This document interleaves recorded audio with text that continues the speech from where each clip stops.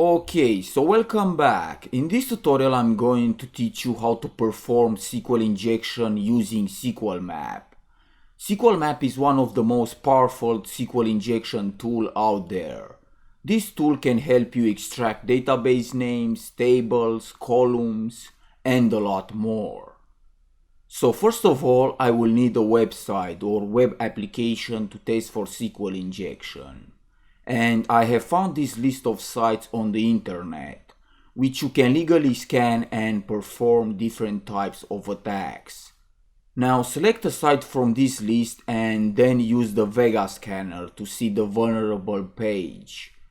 I already done this, and as you can see the website has high risk to SQL injection. And on the left is the complete scan. Click the arrow to drop it down. And here is the vulnerable link, which I'm going to use for my SQL injection attack. To perform the attack, I'm going to use Kali Linux, because SQLMAP is already installed on Kali. So I will switch to my Kali machine and open a terminal by clicking on the terminal icon. And type SQLMAP-H to see the list of options.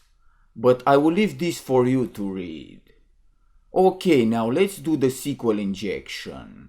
So go ahead and type SQLMAP-U for URL and press enter. Enter again, and I don't want these options. And no, this process can take some time.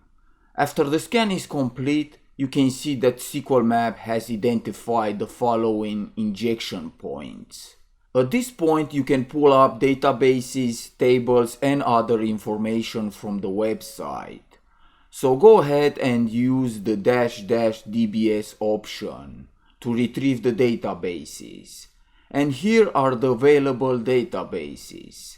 Now to dump information from a specific database, type --tables -d and then the table name.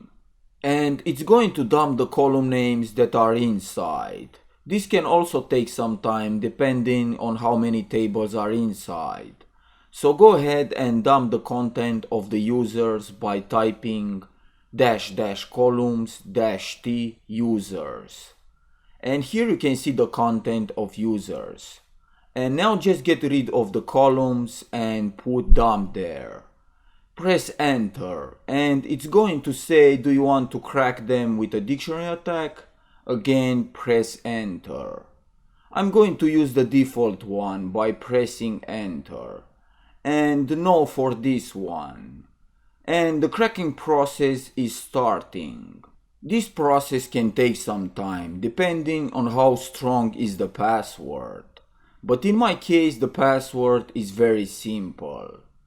As you can see, the password was cracked for this hash here and is none. So that's it for now. Thanks for watching and I will see you next time.